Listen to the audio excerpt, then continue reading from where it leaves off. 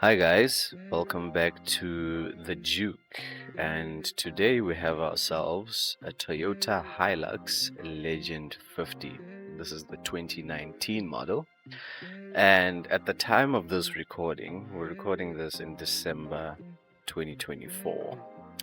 I had predicted in my previous video, the Legend 45 video, which I recorded last year, that this year, being 2024, would be having a Legend 55 by now, because seeing the trajectory that Toyota was on every 5 years, they were giving us a Legend. And this was released in 2019, being the Legend 50. 5 years later would have been 2024, and I was expecting that we get a Legend 55. We didn't get a Legend 55. In fact, what I see nowadays is they just call it the Legend. They stopped counting. I don't know, maybe they're waiting for a Legend 60 to be appropriately produced. I mean, it wouldn't be far off. It doesn't seem like sales on this car are gonna drop anytime soon. So yeah, just wanted to contextualize that. I got the prediction horribly wrong. But anyway, that's not what this video is about. This video is about this Legend here, the Legend 50. And this was launched in 2019 to commemorate 50 years of the Hilux being sold in South Africa. So as I predicted, 5 years later in 2024 we would have ourselves a Legend 55, but instead Toyota had other plans and just gave us a Legend without a number. So the model that they launched in 2024 is just called a Legend. So I'm not sure if they got sick of, I don't know, adding a number to it, or if they're waiting for some special benchmark number or something. But yeah, nowadays you just get a Legend. What we're reviewing today is the Legend 50, which was launched in 2019. Hope you enjoy the video. But before we get into that, this is a Hilux in Hilux territory, so it will be a bit dusty, so we had to wipe it down a bit so you guys can have a clean car throughout the video. And if y'all appreciate that kind of effort, we would appreciate it if you like this video, subscribe to our channel, and maybe even hit the notification bell so you don't miss our videos. Back to the video. So this is the Toyota Hilux Legend 50 2.8 GD6, if I was to say the entire name correctly. So I tried to decode the 2.8 GD6 because usually when people refer to this Hilux they call it the GD6. So I wasn't sure if the GD6 refers to the engine or not, because I just made some assumptions based on the lettering. So the 2.8, I think most of us know what the 2.8 speaks to. That's the engine capacity. It's a 2.8 liter diesel engine. Now the GD6 does tell us what type of engine is in this car, but I wasn't quite sure about that 6 right there. So usually when there's badging like this, the 6 would relate to how many speeds the gearbox has. And that's the assumption I'd made prior to making this video. But then upon doing my research, because I don't want to just come here and just start talking, because that's how you misinform people. So I got on the internet and I tried to decode the GD6, and I got even more confused. So some sources say it is the 6th generation of the GD engine, which stands for global diesel. So the 6th generation of the global diesel engine. But some sources say that the 6 refers to the number of gears that this car has, and which it does have 6 speeds forward. Whether you get the manual or automatic, you'll have 6 gears. So I'm still kind of conflicted on that one, and I would appreciate it if there's someone listening to this video right now and has a little more insight to what the GD6 is all about. Does the whole thing refer to the 6th generation of the GD engine, or is that it's a diesel engine with a 6-speed gearbox? And as far as GD engines are made and generations of this engine, I can only find evidence of 2 GD engines ever being made. So this would be the first one that's put in this car, in this Hilux, in the Legend 50. So that would be the first generation of the GD engine, the 2.8 liter GD engine. And the second model, I wouldn't say generation, but it's the second type of GD engine that you get, is the 2.4 liter GD engine. So yeah, if there's someone with a little more information than what I have, I would appreciate it if you dropped some nuggets in the comments. Now I'm going to take you through a few features for you to identify whether you're looking at a Legend 50 or not. Here I'm showing you the headlamps. The headlamps are not unique to the Legend 50. The fog lamps are. The Legend 50 fog lamps are a bit different. They've got that glossy black plastic and the silver surround. That's unique to the Legend 50. And you have Legend 50 badging all around the car. So you have Legend 50 on the nudge bar. That's an optional extra though. But even if you don't option in the nudge bar, you do have Legend 50 written over there on the bumper itself. So even without the nudge bar, you still have Legend 50 badging on the front, and you get a glossy grill on the front. So you get a black glossy grill on the front, whereas in a Raider you'd get chrome on that. So that's how you know you're looking at a Legend 50 from the front. And how do you know that you're looking at a Legend 50 from the side view? Well, the thing that stands out for me are those wheels. So you get black glossy rims that are diamond cut with silver detailing. So you get 18-inch mags with the Legend 50 that have been smoked out there. I think I can call it smoked out with diamond cut silver bits there. I think they look nice. They look the part for a Legend 50. And if you still don't know what you're looking at from the side, you do have the badging that tells you what you're looking at from the side, a 2.8 liter GD6 Legend 50. And this engine is up 10 kilowatts from its predecessor, the D4D engine, which was in the Legend 45, which had 120 kilowatts. This engine in here pushes out a maximum of 130 kilowatts. So if you want to know about the Legend 45, it's in a previous video on my channel. And yeah, just to draw some comparisons also between the Legend 50 and Legend 45, one thing which I am rather impressed with the Legend 50, not impressed, but I'm glad they did something about it, is that they managed to integrate the reverse camera into the handle to open the tailgate, whereas in the Legend 45 they just stuck it on to the tailgate, and it shows that this was an afterthought to a tailgate which didn't have any room for a reverse camera. And at the back here you have Legend 50 badging on the tailgate, as you do all around the car. And just taking a look at the load bed, this has a load bed which has a length of 1.5 meters, just over 1.5 meters. Now, just to contextualize that, its closest competitor, the Ford Ranger, has the longest load bed of its class. The Ford Ranger double cab's load bed is 1.6 meters, just over 1.6 meters in length. So the rubberizing is not standard, so you need to have it rubberized yourself or ask Toyota to rubberize it when you buy the car. Yeah, this rubberizing has seen better days. I hope this did not come from Toyota, or yeah, someone that Toyota recommended. But yeah, that's the load bed of the Toyota Legend 50. And just staying with the rear of the Legend 50, you do get a tow bar, as you do with every Legend 50, whether you get the single cab, extended cab, double cab. They come standard with a tow bar, because it only makes sense that you have a tow bar as standard. And something which is unique to the Legend 50 is the glossy black bumper. So as you can see, the rear bumper has a glossy black finish to it that is unique to the Legend 50. And what is not unique to the Legend 50 is this key fob. So this is the Hilux's key fob. It's not unique to the Legend 50. It actually reminds me of an old LG M4410 music phone that I once had. I had it for about 3 months.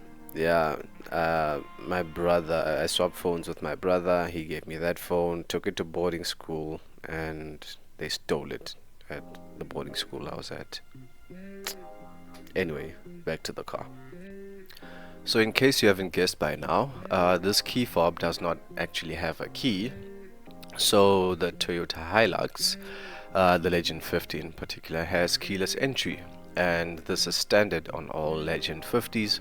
You just walk up to the car. If it's locked, you press the little chrome button in the center of the handle there, unlocks the car, get inside your Legend 50, and with the key still in your pocket, you can switch on the car, so you never have to take the key out of your pocket. And then you see a little Hilux there on the screen. I think it's really nice. You have a screen in the instrument cluster there that tells you all kinds of things, but I'll get to that shortly. And yeah, you can switch on your Hilux with your key in your pocket from the time you approach the car, you get inside. And to lock the car, same thing in reverse. Just press the button there, locks the car, and you can walk away. And moving into the Legend 50, we'll start by looking at the door, because that's what you encounter first as the driver going into the car. Really don't have a lot going on here. We just have a little bit of piano black, I think it's piano black or glossy black finishes, insert there. Also, where you find the controls for the window switches, you have some glossy black going on there, chrome door handle, your lock and unlock buttons are also here, and your switches to control the mirrors. You also have a door bin, which is big enough to hold a 1.5 liter water bottle, so that's pretty good. It handles that with no problems, and yeah, I guess that's a sizable door bin. And yeah, moving further in, your seat controls are all manual in the Legend 50, so you have height adjustment and you can adjust the angle of the backrest, and you have an airbag in the seat. You have a total of 7 airbags in this car. For comparison to its rival, the Ford Ranger has 6 airbags. And you get push start in a Legend 50, as I've said, and keyless entry as well, so you can keep the key in your pocket at all times when you're interacting with the Legend 50, and you'll get around just fine. And we have a cup holder, which is right in front of an air vent. And I have a short on my channel about a Isuzu X-Raider, which also has a similar setup, a cup holder in front of an air vent. And my suspicion is that when you have the aircon on and it's on cool, it gets to cool your beverage. I think it's a nice feature to have. Although on my short, somebody commented and said that you're just gonna have dust blowing into your drink, and yeah, that particular person that commented on my previous video said they would rather not have their drink in front of the air vent, yeah, because they'll have dust blowing into their drink. I'm not sure how I feel about that. I think I'd still put my drink in front of the air vent. So you get is it leather or leather-like seats in a Legend 50? That's standard in a Legend 50, leather seats. You get a center console with a little compartment inside the center console. In any Hilux, this is not a Legend 50 feature. An armrest with a compartment inside, and yeah, a little space to keep your keys and miscellaneous things in there.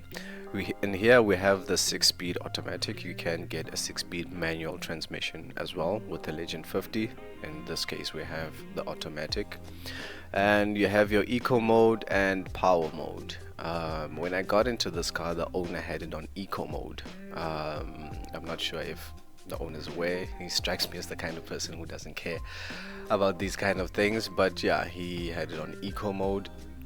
And just to give you some context as to fuel consumption, combined fuel consumption is a claimed 8.5 liters per 100 kilometer, which I think is reasonable for a vehicle this size and for a buggy. So in the center there you have a 12 volt socket, we have a USB input, we also have an auxiliary input there, but the owner has put their own like charging point there. I'm not sure why. And yeah, that's the aftermarket charging input. And there you have poverty switches. I'm not sure if they're poverty switches, because when I see poverty switches, I hope you all know what poverty switches are. If you don't, ask me in the comments, I'll answer you. I'm not sure if you do get poverty switches in buggies. I think they intentionally put blanks here in case you want to put accessories, you know, a winch, spotlights, stuff like that. You do have places to put the buttons. Yeah, because this is a Legend 50, it's supposed to be the top trim. I don't know why you would have poverty switches in a top trim. But anyway, here I'm trying to give you the driver's view. This is, if you're sitting in the driver's seat, this is what your visibility looks like. It's very good. Except that handsome fella there, you don't get to see him all the time. That's me, by the way, in case y'all don't know what I look like. Now I'm gonna switch on the car and just show you that little screen in the instrument cluster, and I like that little Hilux that shows up when you switch on the car. I think it's a nice little playful feature in a car as serious as a Hilux. I like that little piece of playfulness. So in the little screen you see various information such as if any doors are open, fuel consumption, fuel range, what media device you're playing, what radio station you're on. And yeah, here right now you see the fuel consumption, the average fuel consumption that the driver managed at 10 liters per 100 kilometer. Now I kind of know the driver, and he's got a bit of a heavy foot. I would think the average driver, if you're not in a hurry to get to places, you can expect about 9. I'll pitch it at 9 liters per 100 kilometer for a combined cycle. Now the claimed is 8.5, but yeah, I'll pitch it at about 9 if the driver of this car is getting 10. And in front of you you have a multifunction steering wheel like in the Legend 45, but in the Legend 50 you have additional controls, and this control on the right here controls that small screen which you have in the instrument cluster. So in the Legend 45 you just had the volume up, volume down, answer calls, hang up, and in the Legend 50 they've added that small screen over there and the controls on the right as to navigate through the small screen. And another thing which they've added in the Legend 50 is cruise control. You have cruise control in Legend 50. You didn't have that in the Legend 45. That is a nice addition. Another nice addition that Toyota has added to the Legend 50 is this 8-inch infotainment system. This infotainment system is hooked up to 9 JBL speakers within the car, and I think that's more than enough speakers for a double cab. I think anything north of 4 speakers is enough in a double cab. And this system does have Android Auto and Google CarPlay compatibility, but you need to plug your phone in through the USB socket to get that feature. It does have its own built-in map and navigation system, but I think, just judging from my experience with car navigation systems and the convenience of Android Auto and Apple CarPlay, I'll just use the mapping system that's in my phone for navigation instead of using what's in the car. But to each their own. Some people, I haven't come across those people, but some people do prefer, I would assume some people prefer the navigation system that comes in their cars. So if that's your thing, then that's your thing. Yeah, here I'm just showing you the various apps that you get. You can mirror your phone, radio, USB, all that good stuff is in this infotainment system. And what is not in the infotainment system is something that does not have to be in the infotainment system. Actually, it shouldn't, which is the climate control. So everything that needs to be a knob is a knob, and everything that needs to be a button is a physical button that you can press while maneuvering your car. You don't have to look down if you know where it is. You don't have to faff around in the infotainment system. it's a physical button or a knob.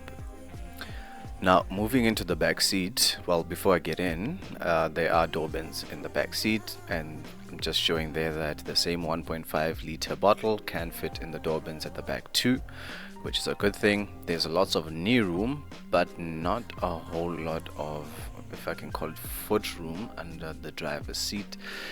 Yeah, my feet are pretty much wedged between the seat and the floor there. Not much room there, so there's decent knee room, but not a lot of foot room. And I don't wear a size 15 or something. I wear a regular shoe size, and my feet was wedged between the seat and the floor. As for the door of the back seat, same kind of insert with the glossy black on the panel there, and the window control switch. And we have this thing here. I saw in a video of a Legend 50 that this is supposed to be a coat hanger, or the person thought it was a coat hanger. This looks more like a grocery hook. Like if you've got groceries that you came back from, this is where you put your grocery bags. I don't see this as a thing to hang your coat. It's way too low, and whose coat needs to be told that only a maximum of 4 kilograms for a coat or coats?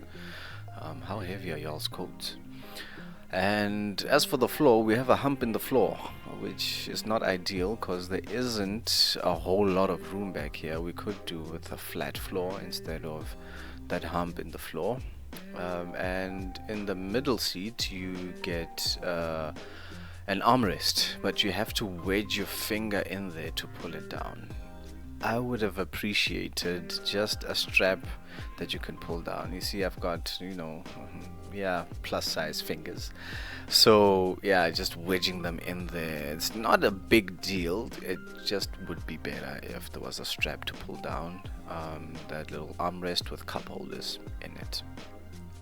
Now, before I let y'all go, I just want to tell y'all a very quick and short story about an old man that owns a Lexus LX 570, and he claims that Toyota once offered him to trade in his Lexus for a new Lexus. So he drives a 2015 Lexus LX 570, and he said he bought it for 1.4 million rand in 2015, and this sounded like it was a story that took place roughly 2 years ago, and they offered him 1.4 million to trade it in for a new Lexus. So by that logic, it hadn't lost value at all.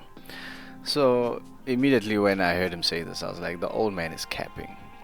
So just for interest's sake, I looked at the price of a new GD6. You can see there it's 670,000 for a new Legend 50, and I just wanted to know how much is it today. So I went on to cars.co.za, and I found one here for 470,000 with 171,000 kilometers on the clock. And that just shows a depreciation of 200k over 5 years, for a car that you've put on 170,000 kilometers. There's one just below the one I've highlighted for 550k, and that's a depreciation of 120,000 rand for a car that has 156,000 kilometers on it. And I think that's good value. That's a car that's held its value over 5 years. So, but getting a trade-in value for the same price that you paid the car for, now we're talking Ferrari statistics in a Lexus conversation. I'm not sure how I feel about that. No offense to Toyota owners and Lexus owners, but getting the same price for your car that you bought about 10 years ago, I don't know how to feel about that. I'll leave you with that thought. I hope you enjoyed the video, and I'll see you in the next one, guys. Cheers.